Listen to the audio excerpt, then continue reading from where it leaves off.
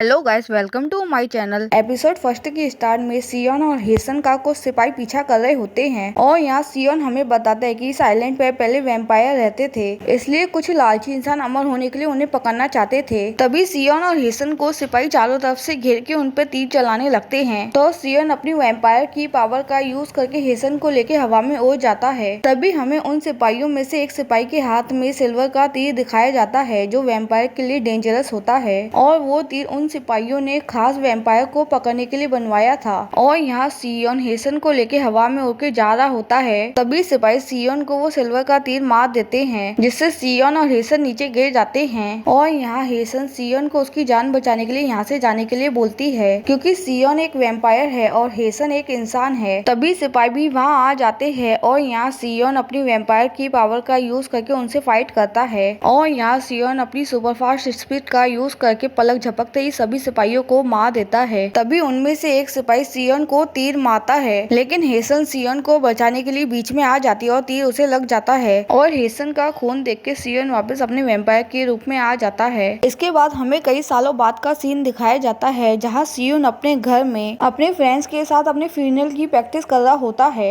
और यहाँ सियोन अपने लिए अपने फ्रेंड से बहुत अच्छी अच्छी बातें बुलवाता है। और यहाँ सियोन का फ्रेंड ली संग हे उसके फ्यूनरल के बाद उसकी चीजें लेने के बारे में सोच रहा होता है। और ली संग हे की ये बात सुन के सियोन ली संग हे को बोलता है कि मेरे फ्यूनरल के बाद तुम ये घर भी सेल कर दोगे। तो ली संग हे बोलता है कि हम 130 साल से साथ में, लेकिन फिर भी तुम्हें मुझ पे थोड़ा भी भरोसा नहीं है। और बोलता है कि मैंने तुम्हारी फ्यूनरल की स्पीच पे बहुत मेहनत की है और इसे दिल से लिखा है। इसके बाद सियोन घर की चाबी बटलर जो को देता है और बोलता है कि एक तुम ही हो जिस पर मैं इस घर को लेके बिलीव कर सकता हूँ। तो बटलर जो सियोन को बोलते है कि मैं हमेशा आपका काम करूंगा। इसके बाद ली संग हे सियोन से पूछता है कि मैं डे 1 से ये जानना चाहता हूँ कि तुम इंसान बनने के लिए इतने डेस्परेट क्यों हो। तो सियोन ली संग हे को बोलता है कि जब मैं इंसान बन जाऊंगा तो तुम्हें बता दूंगा। इसके बाद सियोन हमें बताता है कि हम वैम्पायर है और हम जिंदा रहने के लिए लोगों का ब्लड पीते हैं। और बोलता है कि हम मॉस्किटो से थोड़े अलग होते हैं क्योंकि मॉस्किटो अपनी मौत तक लोगों का ब्लड पीना नहीं छोड़ते हैं और हम लोगों की मौत तक उनका ब्लड पीना नहीं छोड़ते हैं। और सियोन बताता है कि हमें जिंदा रहने के लिए बस ब्लड ही चाहिए होता है। और बताता है कि हम लोग सन से नफरत करते हैं, फिर भी हमें कई बार डे टाइम में घर से बाहर जाना पड़ता है और ऐसे में हमें ज्यादा ब्लड पीना पड़ता है। और सियोन बताते हैं कि हमारे पास सुपर पावर भी है, हम सुपर स्ट्रॉन्ग है और हम उड़ भी सकते हैं, लेकिन जब से हम इंसानों में मिलकर रहने लगे हम अपनी सुपर पावर का इस्तेमाल घर के बाहर नहीं कर सकते हैं और मिरर में भी हम खुद को नहीं दिखाई देते हैं। और टाइम के साथ इंसानों ने वैम्पायर को बुला दिया है, इसलिए अब हम इंसानों में ही मिलकर रहते हैं। और बताता है कि मेरा एक शेड ओसिस नाम का क्लब है जो उन लोगों के लिए है जिन्हें दिन से ज्यादा नाइट पसंद है। और सियोन बताता है कि अब वैम्पायर हंटर नहीं है, लेकिन वैम्पायर अभी भी और वो इंसानों के साथ मिलकर उनकी नाक के नीचे रहते हैं। क्लब में कुछ लड़कियां सियोन के पास आती है और उससे पूछते हैं कि उसकी कोई गर्लफ्रेंड है, लेकिन सियोन उन लड़कियों को इग्नोर करके जाने लगता है। तो सियोन को जाता हुआ देखकर बटलर जो सोचते हैं कि वो आज भी नहीं आई। क्लब के बाहर सियोन एक वैम्पायर को एक इंसान का खून पीते हुए देखता है। तो उस वैम्पायर को ऐसा करते हुए देख के सियोन गुस्से में उसका गला पकड़ लेता है और बोलता है कि मेरे क्लब में इंसानों का खून पीना मना है। तो वैम्पायर बोलता है कि मैंने बस इसका थोड़ा ब्लड टेस्ट किया है। दूसरी तरफ कुछ वैम्पायर सियोन के क्लब में बैठकर उसके इंसान बनने की बात का मजाक बना रहे होते हैं, जो सुनकर सियोन का फ्रेंड डोंग उन वैम्पायर को धमकाता है। क्लब के बाहर सियोन एक कपल को देखता है और बताता है कि मेरी पुरानी हॉबी है लोगों को प्यार में देखना और उनका एक दूसरे के लिए दिल धड़कना। और बताता है कि मेरा दिल कभी नहीं धड़क सकता है क्योंकि मैं एक वैम्पायर हूँ और मैं कभी मर भी नहीं सकता हूँ। इसके बाद हमें पास्ट का सीन दिखाया जाता है जहाँ हेसन सियोन को बताती है जैसे आपके पास केवल एक ही दिल है वैसे ही आप एक ही इंसान को प्यार कर सकते हो। और हेसन सियोन को बोलती है कि तुम्हारा दिल नहीं धड़कता है इसलिए तुम कभी भी प्यार में दिल का धड़कना फील नहीं कर पाओगे। तो सियोन बोलता है कि मैं जानना चाहता हूँ कि जब दिल प्यार में धड़कता है तो कैसा फील होता है। इसके बाद सियोन इंसान बनने के लिए बहुत कुछ तैयार करता है और यहाँ सियोन सबसे पहले सूरज के नीचे जाके बैठ जाता है। तो वहाँ सियोन के फ्रेंड्स आके उसको ढकते हैं और सियोन की इंसान बनने की जिद की वजह से सभी लोग उसे पागल बोल रहे थे, लेकिन सियोन फिर भी अपनी इंसान बनने की जिद नहीं छोड़ता है और बहुत सारी लसन खा लेता है जो वैम्पायर के लिए बहुत डेंजरस होती है। और यहाँ भी सियोन के फ्रेंड्स आके उसे बचाते हैं। इसके बाद सियोन टेम्पल में जाके अपने इंसान बनने के लिए प्रार्थना करता है। इसके बाद स्टोरी सीधे पास्ट से प्रेजेंट में आ जाती है और इस टाइम पे भी सियोन ने प्रार्थना करना नहीं छोड़ा होता है। तो यहाँ सियोन के फ्रेंड सियोन को बोलते हैं कि तुम ऐसा फील क्यों नहीं करते हो जैसे तुम इंसान हो। तो सियोन सोचता है कि ऐसा कुछ नहीं है जो मुझे इंसान जैसा फील कराए। इसके बाद सियोन एक कैट को फूड खिला आता है जो इंसान में चेंज हो जाती है और वो अपना नाम कोयेनम बताती है और एक कैट को इंसान में चेंज होता हुआ देखकर सियुन बहुत ज्यादा शॉक हो जाता है। इसके बाद कोयंग सियुन से पूछते है कि तुम भी इंसान बनना चाहते हो, जिसपे सियुन हाँ बोलता है। इसके बाद सियुन कोयंग से पूछता है कि तुम ऑलमोस्ट 1000 साल के हो और बोलते है कि जैसे तुम्हें ये पता है कि कैसे इंसान कैसे बनते हैं, वैसे तुम्हें ये भी पता होगा कि वैम्पायर इंसान कैसे बन सकते हैं। तो कोयंग सियुन से पूछते है कि तुम इंसान क्यों बनना चाहते हो। तो सियुन बोलता है क्योंकि मैं जानना चाहता हूँ कि जब प्यार में दिल धड़कता है तो कैसा फील होता है। और सियुन बताता है कि मैंने किसी को प्रॉमिस किया है कि हम दोबारा मिलेंगे और एक दूसरे को अपने दिल से प्यार करेंगे। और यहाँ सियुन हेसन की बात कर रहा होता है क्योंकि जब हेसन को तीर लगा था तो उसने सियुन को प्रॉमिस किया था कि हम दोबारा मिलेंगे और साथ रहेंगे। और यहाँ हेसन ने सियुन को अपना ब्लड पीने के लिए बोला था ताकि सियुन हमेशा उसे याद रख सके। और यहाँ कैट कोयंग सियुन को बताता है कि अगर तुम कॉफिन में 100 साल सोओगे तो तुम इंसान बन सकते हो और बताता है कि ये सिल्वर की तरह ही वैम्पायर के लिए डेंजरस होता है। तो सियुन बोलता है मेरा कॉफिन में सोना ये तो सेम है जैसे तुम मुझे मरने के लिए बोल रहे हो। तो कैट कोयंग बोलती है कि जो मौत को फेस करने के लिए तैयार होता है उसे ही न्यू लाइफ मिलती है और बोलता है कि तुम्हें सच में लगता है तुम इतनी आसानी से इंसान बन जाओगे। कैट कोयंग की बात मान के सियुन अपने लिए कॉफिन मंगवाता है। तो सियुन के फ्रेंड्स सियुन को बोलते हैं कि ये सालों की बात नहीं है बल्कि एक पूरी सेंचुरी की बात है। और सियुन के फ्रेंड्स पूछते हैं कि तुम सच में ये करना चाहते हो। तो सियुन बोलता है अगर मैं सच में इंसान बनना चाहता हूँ तो मुझे 100 सालों तक इस कॉफिन में रहना होगा। और यहाँ ली संघे सियुन को बोलते हैं कि तुम्हें इस बात पे सच में बिलीव है कि एक वैम्पायर 100 साल तक एक कॉफिन में सोकर इंसान बन सकता है। और ली संघे बोलते हैं कि इस बात का कोई मतलब नहीं है। तो सियुन बोलता है कि मैं इस पे बिलीव करना चाहता हूँ क्योंकि यही एक रास्ता है। और बोलता है कि हम देख लेंगे कि क्या होता है क्योंकि वैसे भी मैं अमर हूँ और अगर मेरे 100 साल वेस्ट हो भी जाते हैं तो क्या फर्क पड़ता है। इसके बाद सियुन बटलर जो को बोलता है कि जब मैं उठूंगा तब आप यहाँ नहीं रहोगे। और यहाँ सियुन बटलर जो से माफी मांगते हुए बोलते है कि मैं आपका फ्यूनरल अटेंड नहीं कर पाऊंगा। और यहाँ हमें पता चलता है कि बटलर जो एक इंसान है। तो बटलर जो बोलते है कि मेरी मौत के बाद भी मेरे वंशज मेरे बच्चे उनके बच्चे और उनके बच्चे और उनके भी बच्चे इस हाउस को प्रोटेक्ट करेंगे। और यहाँ सियुन कॉफिन में जाने से पहले अपने साथ एक मिरर लेता है ताकि जब वो 100 साल बाद इंसान बनकर उठे तो वो देख सके कि वो कैसा दिखाई देता है। इसके बाद ली संगे और डोंग को 100 साल बाद मिलने का बोलकर सियुन कॉफिन में सो जाता है। सियुन के सोने के बाद उसके सभी साथी उदास हो जाते हैं और ली संगे बोलते हैं कि हम तुम्हारे बिना कैसे रहेंगे। इसके बाद हमें जो इन्हो नाम की एक लड़की दिखाई जाती है जो स्कूल में नर्स का काम करती है। जो इन्हो मॉर्निंग में अपने घर के ओनर से फाइट करती क्योंकि उसके रूम का हीटर खराब हो गया था। इसके बाद जैसे ही जो इन्हो स्कूल पहुंची है तो एक लेडी उसके बाल खींचने लगती है। तो स्कूल का स्टाफ जो इन्हो को उस लेडी से बचाता है लेकिन उस लेडी ने जो इन्हो के बाल इतनी जोर से खींचे थे कि उस लेडी के हाथ में जो इन्हो के बाल आ जाते हैं। इसके बाद प्रिंसिपल ऑफिस में वो लेडी प्रिंसिपल को बताती है कि मेरी बेटी नारा ने जो इन्हो को अपने बालों में से चिंगम निकालने के लिए बोला था लेकिन जो इन्होंने उसके बाल काट दिए। और लेडी बोलती है कि स्कूल में नर्स ऑफिस किस लिए होता है और बोलती है कि जो इन्होंने अपना काम ठीक से नहीं किया क्योंकि इसका काम था मेरी बेटी के बालों में से गम निकालना। लेडी की बातें सुन के प्रिंसिपल जो इन्हो को लेडी से माफी मांगने के लिए बोलते हैं लेकिन जो इन्हो माफी मांगने से मना कर देती है। और यहाँ नारा बहुत डरी हुई बैठी होती है लेकिन लेडी जो इन्हो को अभी माफी मांगने के लिए फोर्स कर रही होती है। इसके बाद नारा गुस्से में अपनी मॉम को बोलती है कि आपको कुछ नहीं पता और ये बोल के नारा वहाँ से चली जाती है। इसके बाद जो इन्हो नारा की मॉम को बोलती है लगता है आपको नहीं पता कि आपकी बेटी को स्कूल में बुली किया जा रहा है।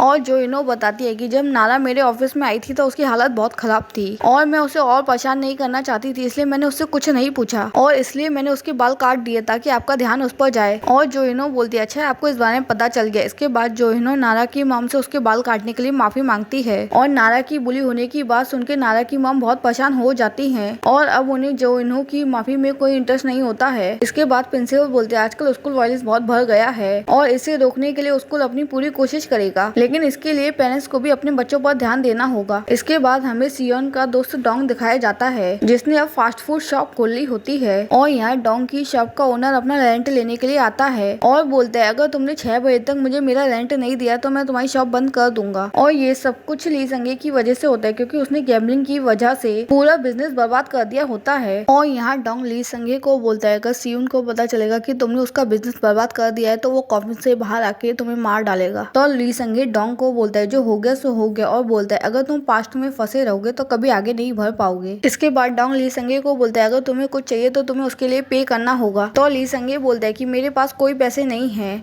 और बोलता है कि मुझे पुराने दिन बहुत याद आते हैं जहाँ सीसीटीवी कैमरा नहीं हुआ करता था और इंसानों का खून पीना कितना आसान होता था। और बोलता है अब तो मुझे ये भी याद नहीं है कि ताजे खून का टेस्ट कैसा होता है। और बोलता है कि किसे पता था कि हमें ब्लड भी खरीदना पड़ेगा। ली संगे की ये बातें सुन के डोंग ली संगे को बोलता है कि तुम कार्ड से खेलना बंद करो और कुछ प्रैक्टिकल सीखो। डोंग की ये बात सुन के ली संगे बोलते है कि मैं एक टैरो कार्ड रीडर हूँ। इसके बाद डोंग बोलता है कि सियोन हम दोनों से ही मिलकर डिसअपॉइंट होगा। तो ली संगे बोलता है कि मुझे डाउट है कि डोंग भी इस टाइम पे कुछ अच्छा कर पाता। फिर डोंग बोलता है कि सिर्फ 2 दिन रह गए हैं सियोन के कॉफिन से बाहर आने में। और डोंग ली संगे से पूछता है तुम्हें क्या लगता है वो इंसान बन गया होगा। दूसरी तरफ जब जोहिने घर आ रही होती है तो उसका ओनर घर से जा रहा होता है। जोहिने के पूछने पे ओनर बताता है कि मैं बिजनेस के सिलसिले में घर से बाहर जा रहा हूँ और तुम्हारा हीटर सही करने वाला कल मॉर्निंग में आ जाएगा। और बताता है कि मैं कुछ दिन में बिजनेस से वापस आ जाऊंगा। और ये बोल के ओनर वहाँ से चला जाता है। रात में सोते टाइम पे जोहिने अपने फादर की फोटो देख के सोचती है कि काश मुझे पता होता कि आप जिंदा हो या नहीं। इसके बाद हमें एक रियल एस्टेट का ऑफिस दिखाया जाता है। वहाँ का ओनर सीईओ शिन उन लोगों को उनकी पसंद का घर दिलवाता है और कैंसर पेशेंट के लिए डोनेट भी करता है। और यहाँ सीईओ शिन का इंटरव्यू न्यूज वाले ले रहे होते हैं। इसके बाद सीईओ शिन अपने ड्राइवर से पूछता है मेरे जो हॉस्पिटल में टेस्ट हुए थे उनका रिजल्ट का क्या हुआ। तो ड्राइवर बताता है कि आपका ब्लड का टेस्ट और सीटी स्कैन का रिजल्ट ठीक आया है। तो सीईओ शिन सोचता है कि ऐसे में मुझ में क्या प्रॉब्लम है, मुझे इतनी थकावट क्यों होती है। तो ड्राइवर बोलता है कि काम के बीच आप थोड़ा भी नहीं सोते शायद इसलिए आप बहुत थक जाते हैं। इसके बाद शिन ड्राइवर से पूछता है तुमने सीबुक डोंग में जो घर है वो खरीदा। तो ड्राइवर बताता है वो घर हमने कुछ दिन पहले ही खरीद लिया है और अभी उसका रेनोवेशन चालू है। तो शिन बोलता है वहाँ का डेवलपमेंट होने से पहले वहाँ की सारी अच्छी जमीनें खरीद लेना। दूसरे दिन मॉर्निंग में जोइनो के घर पे कुछ लोग आते हैं और यहाँ जो को लगता है कि वो लोग हीटर सही करने के लिए आए हैं। तो वो लोग जोइनो को बताती है कि हम लोग इस लैंड को गिरा रहे हैं। ये बात सुन के जो इन्हें शॉक हो जाती है और भाग के रियल एस्टेट के ऑफिस में जाती है जो अभी बंद होता है। तो जोइनो ओनर को कॉल करती है लेकिन उसका कॉल भी नहीं लगता है। इसके बाद जोइनो पुलिस के पास जाती है जहाँ पुलिस जोइनो को बताती है कि आपके घर के ओनर के ऊपर 8 केस चल रहे हैं। और यहाँ पुलिस जोइनो को ओनर की फोटो भी दिखाती है। तो जोइनो पुलिस से पूछती है मेरे पैसों का क्या जो मैंने ओनर को डिपॉजिट के लिए दिए थे। तो पुलिस बोलती है पहले हमें उसे पकड़ना होगा लेकिन ये इतना इजी नहीं होगा। तो जोइनो पुलिस को बोलती है ये आप क्या बोल रहे हो। तो पुलिस बोलती है अगर हम उसे पकड़ भी लेते और उसके पास कोई पैसे नहीं हुए तो ऐसे में हम कुछ नहीं कर सकते हैं। फिर पुलिस जोइनो को बोलती है अभी आप घर जाओ हम उसे पकड़ के आपको इन्फॉर्म करेंगे। और यहाँ जोइनो सोचती है कि मेरे पास जाने के लिए कोई घर नहीं है। इसके बाद जोइनो लोन लेने के लिए बैंक जाती है लेकिन उसे बैंक से कोई लोन नहीं मिलता है क्योंकि उसके पास कोई सेफ्टी इंश्योरेंस नहीं है। इसके बाद जोइनो के पास एक कॉल आता है जो एक लॉयर का होता है जो उसे मिलने के लिए बुलाते हैं। इसके बाद जब जोइनो लॉयर से मिलती है तो लॉयर जोइनो को बताते हैं कि आपके फादर को मिसिंग हुए 5 साल हो गए इसलिए उन्हें लीगली मरा हुआ घोषित कर दिया गया है और उनकी विल के हिसाब से उनका सब कुछ आपको मिलेगा क्योंकि आप उनकी अकेली वारिस हो। तो जोइनो बोलती है अगर मुझे उनका सब कुछ मिलेगा तो इसमें उनका कर्जा भी शामिल होगा और अभी मेरे पास इतने पैसे नहीं है कि मैं उनका कर्जा उतार सकूं। तो लॉयर जोइनो को बताते हैं कि उनका कोई कर्जा नहीं है और बताते हैं कि उनके कुछ पैसे बैंक में डिपॉजिट हैं और बताते हैं कि एक मेंशन भी है। इसके बाद जोइनो अपने फादर की विल पढ़ती है जिसमें लिखा होता है कि वो अपनी सारी चीजें अपनी बेटी जोइनो को दे रहे हैं और उस विल के एनवलप में जोइनो को एक ओल्ड मैंशन की चाबी भी मिलती है। और क्योंकि जोइनो के पास जाने के लिए कोई जगह नहीं थी तो वो उस ओल्ड मैंशन में चली जाती है और यहाँ जोइनो उस ओल्ड मैंशन में घूम रही होती है। घूमते घूमते जोइनो एक बेसमेंट में चली जाती है। उस बेसमेंट में वही कॉफिन होता है जिसमें सियोन सोया था और यहाँ जोइनो उस सियोन वाले कॉफिन को खोल देती है और जोइनो उस कॉफिन में सियोन को देख के बहुत ज्यादा डर जाती है और सियोन की आंखें खुलती ही उस मेंशन में चारों तरफ रोशनी हो जाती है और सारी कैंडल जल जाती हैं। और यहाँ जोइनो को कुछ समझ नहीं आ रहा होता है कि ये क्या हो रहा है और सियोन के कॉफिन से बाहर आने से जोइनो और भी ज्यादा डर जाती है। सियोन कॉफिन से बाहर आते ही जोइनो को बोलता है कि तुम बटलर जो की वंशज हो और सियोन जोइनो को बोलता है डरो मत क्योंकि अब मैं भी एक इंसान हूँ। और यहाँ जोइनो को सियोन की कोई बात समझ नहीं आ रही होती है और जोइनो को ऐसा शौक देख के सियोन जोइनो को बोलता है ये मत बोलना कि तुम मुझे नहीं जानती हो। तो जोइनो सियोन से पूछते है तुम कौन हो। तो सियोन यहाँ जोइनो को अपना नाम बताता है। तो जोइनो सियोन को बोलती है मैं तुमसे तुम्हारा नाम नहीं पूछी हूँ। तो सियोन बोलता है मैं इस घर का रियल ओनर हूँ। तो सियोन की ये बात सुन के जोइनो बोलती है कि ये क्या बोल रहे हो क्योंकि मैंने लॉयर से मिलकर इस घर की रजिस्ट्री की कॉपी चेक की है। तो सियोन जोइनो को बोलता है इन 100 सालों में जब मैं सो रहा था तुमने इस घर को प्रोटेक्ट करके अच्छा काम किया और बोलते है कि मैं तुम्हारे पूर्वज बटलर जो की वजह से इंसान बन पाया हूँ। इसके बाद सियोन जोइनो को बोलता है मैं इंसान बन गया चीज को सेलिब्रेट करते और मैं तुम्हारी एक विश पूरी करूंगा। तो जोइनो सियोन को बोलती है इस घर से जाओ इससे पहले कि मैं पुलिस को बुलाऊं। और यहाँ जोइनो सियोन का गला पकड़ लेती है। तो सियोन सियोन को जोइनो के हाथ से खून की स्मेल आती है क्योंकि जोइनो के हाथ में चोट लगी हुई थी। तो सियोन जोइनो को सूंघने लगता है तो जोइनो गलत समझ के सियोन के गाल पे चाटा मार देती है। तो सियोन जोइनो को बोलता है ये नहीं होना चाहिए था और सियोन अपने कॉफिन में से मिरर निकाल के अपना गाल देखने लगता है। लेकिन यहाँ सियोन मिरर में खुद को क्लियर नहीं देख पाता है और सियोन को ऐसी हरकतें करता देख के जोइनो को लगता है कि ये पागल है और सियोन खुद को मिरर में क्लियर नहीं देख पाने की वजह से बहुत ज्यादा परेशान हो जाता है और जोइनो से पूछता है कि आज 9 दिसंबर है ना। तो जोइनो बताती है कि आज 9 नहीं 8 दिसंबर है। जो सुन के सियोन शॉक हो जाता है क्योंकि अभी उसके 100 साल पूरे होने में एक दिन रह गया था और सियोन अपने 100 साल पूरे होने से एक दिन पहले उठ गया होता है और यहाँ जोइनो पुलिस को कॉल कर देती है। तो सियोन एक दिन पहले उठने की वजह से गुस्से में जोइनो का फोन तोड़ देता है और यहाँ सियोन जोइनो को बोलता है तुमने मुझे जल्दी क्यों उठाया। तो जोइनो सियोन को बोलती है तुम मुझ पे चिल्ला क्यों रहे हो और यहाँ जोइनो भी सियोन पे चिल्लाने लगती है। तो सियोन जोइनो को बोलता है तुमने प्रॉमिस तोड़ दिया। तो जोइनो पूछती है कि कौन सा प्रॉमिस। फिर सियोन बोलता है तुम्हें पता है कि मैंने कॉफिन में कितना सफर किया है और तुमने सब कुछ बर्बाद कर दिया और अब तुम्हें इसके लिए सजा मिलेगी। और यहाँ सियोन जोइनो के गले पे काटने वाला होता है और यहाँ सियोन जोइनो के गले पे काटता है। इससे पहले ही जोइनो सियोन के गले पे काट लेती है और ये एपिसोड यही खत्म हो जाता है।